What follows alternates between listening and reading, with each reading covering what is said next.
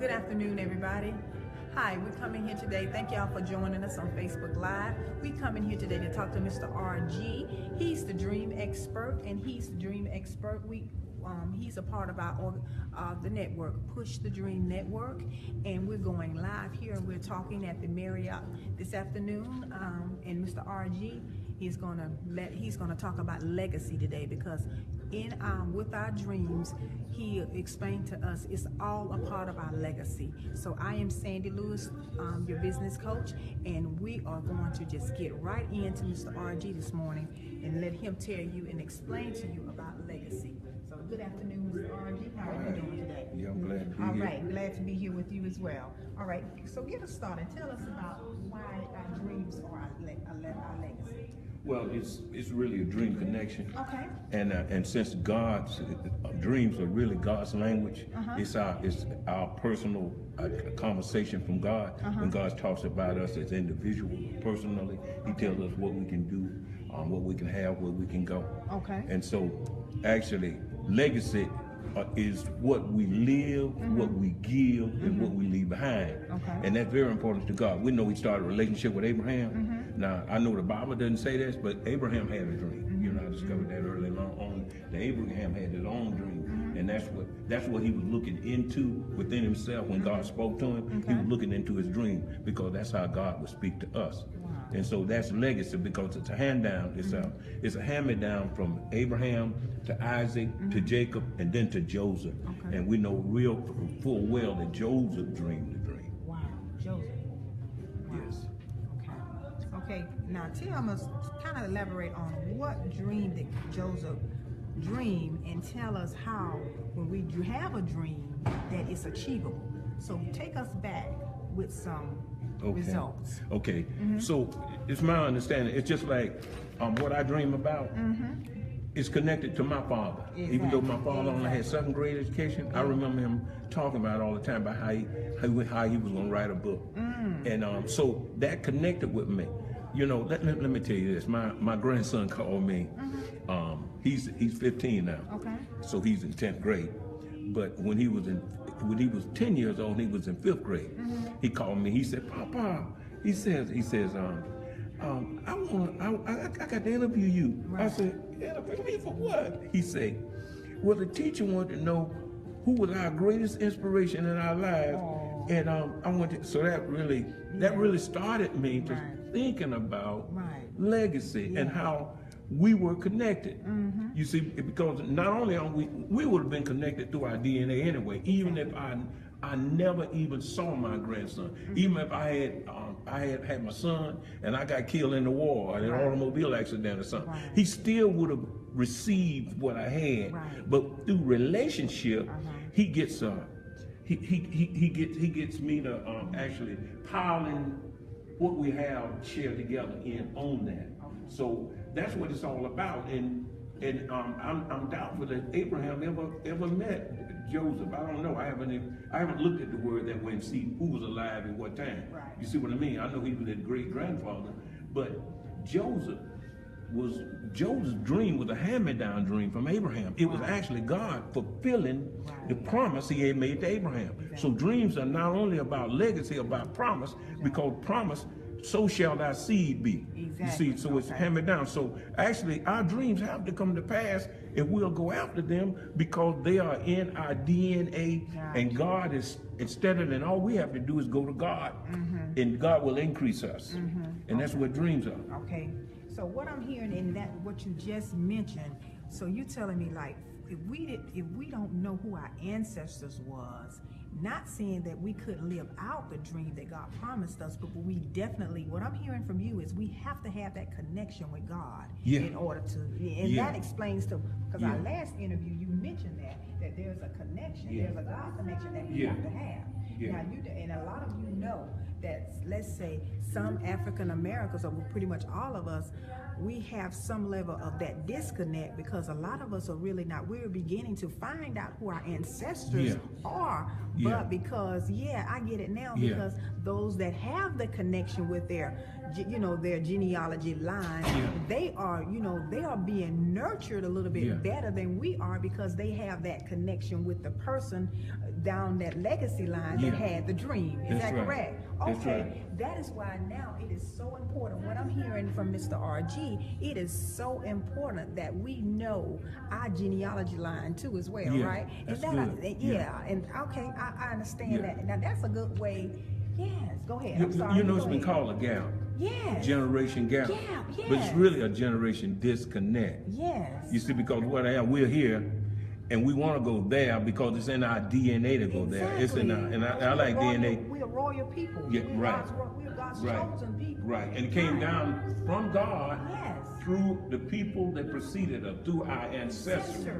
You see, and so the gap is trying to figure out how to get from over the hump, as we said in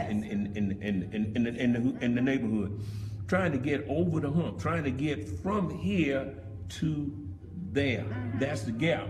But it's really a disconnect. So when we actually do what God has called us to do, and we do it because what's important is the next generation. Our personal self-worth is the value that we add to the next generation. You see, to our children and to our grandchildren. That's what our life should be about. Not against amassing a whole lot of and enjoying life to the fullest based on creature comforts.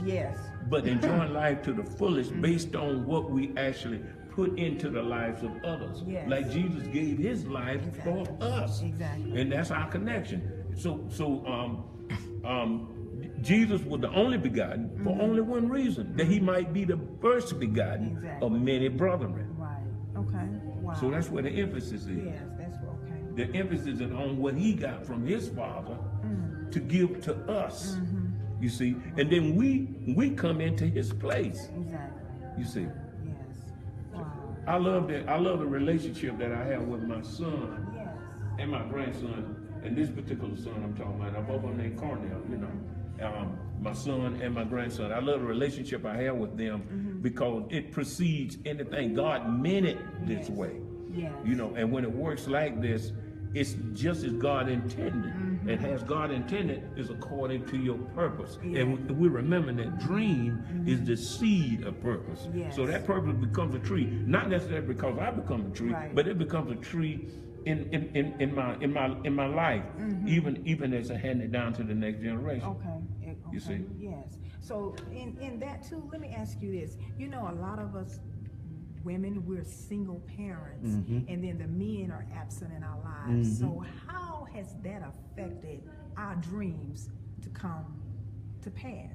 Well, a lot of, now before you answer that, let me say one more thing. Now, how has it allowed our dreams to not to come to pass in the same, even in our children that we raise as single women, or even maybe a single man raising a child without the mother? So I'm not just saying women, but how has that affected us far as our dreams? Because now I'm noticing a lot of people have dreams, but they're not motivated to live it. They, we procrastinate. They have limiting beliefs that they can't achieve anything that they set themselves. It's just a our minds are so programmed now to that we're just gotta work a 9 to 5, and that's the only way. And I'm not nothing against a 9 to 5, but we don't. It seems like we don't have any hope. Like, what's going on there? What's missing, and especially, and we could blame it on the traditions that we came out of. We could blame it on that. But what's missing is that support, that male support from the family, because actually the male supposed to be the voice, the one that sets the limits and the bounds of the family, and the female is the interpreter. She's the one that actually nurtures it and gives it to the children and grows them up. And so when that male is missing, then you have something that is missing. Now we can compensate for it because we can compensate for it. Like I was thinking about this morning when Tommy was being interviewed on television. I was thinking about the fact that what the veteran lead, when asking about his passion, he knows that veterans need support. Yes. They need community around them. They need family around them. They need people that are pulling for them. They need to know that someone is pulling for me, and that pulls them up out of that little rut. And that's what happens. We need support. That's why we need to push the Dream Network. That it's gonna mean so much more to the people that's down our lineage than it means to us. Exactly. You see. Yes. So it's a great thing. Yes. Now, yeah, you kind of answered that last question, because I was going to ask you, why was Push the Dream Network? Why did you think it was so important for everybody? And everybody's listening to me. Go and join the Push the Dream Network. We're not looking for anything back from you. Come on, join the community. We have so much for you. We have so much to share with you. We have so much to give. It's no kind of hidden agendas, you guys. No. We really want to help. That's what we were created. We're trying to live in our gifts, in our callings, because we know what we were created to be. And I'm comfortable in my own skin, and I don't mind helping anybody. I don't mind sharing with you what God has given me. I'm not intimidated. I'm not afraid of you getting more than I have. I'm not. That is not who I am. I'm here for you. Come on, let us help. I can't stress that enough. Let us help you. We're gonna be a community of love. You can be able to post things on there that you want to post about what you have going on. Just come on, you guys. I can't stress this enough. You know, it's more people in the world that want to help you than you know. In the community that we're building, in the network that we're building, everybody has like minds. We are all for each other. Nobody is trying to take from each other. Nobody is trying to be more than each other. Nobody is going to be envious or jealous of one another. We're all in this thing together. We're supporting.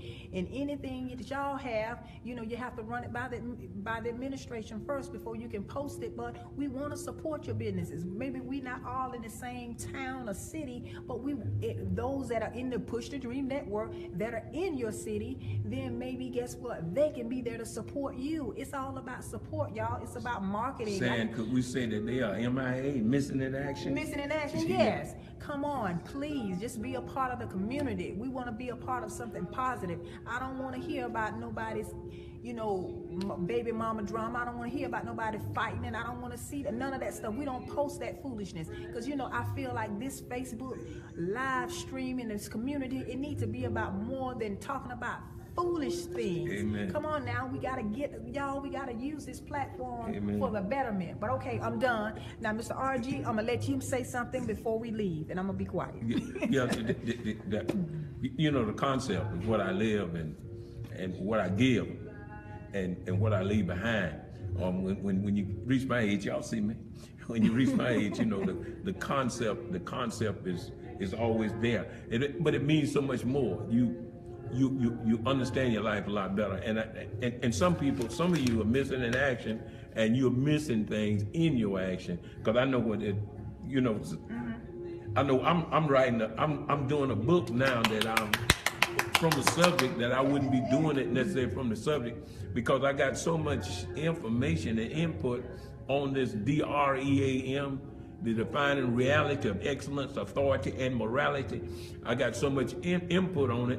It's difficult to write on it unless you narrow it down and write on a certain subject. So I'm getting here. Do a series. That's what I'm doing. I'm doing a series. I'm doing the Dream Expert series. That's right. That's what we are doing. And the first one is going to be about the first dream realities, which is the first winning edge principles. In other words, winning edge, working on yourself. You're working on your winning edge, your attitude, which is most important. And that's what we're going to be writing about. Yes. All righty. Well, we're going to wrap it up. We're done. Thank you for listening, everybody. Share this, please. Share this Facebook Live, because we want to help. It's all about sharing and helping one another. It's 7 billion people, over 7 billion people on the planet Earth. Come on, y'all. We got to be there for one another and embrace each other and help. The world would be a better place. Talk to y'all later. Bye.